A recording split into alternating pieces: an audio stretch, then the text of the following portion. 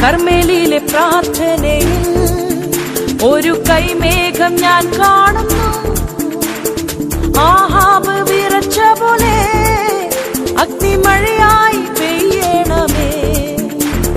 കർമ്മേലിയിലെ പ്രാർത്ഥനയിൽ ഒരു കൈമേഘം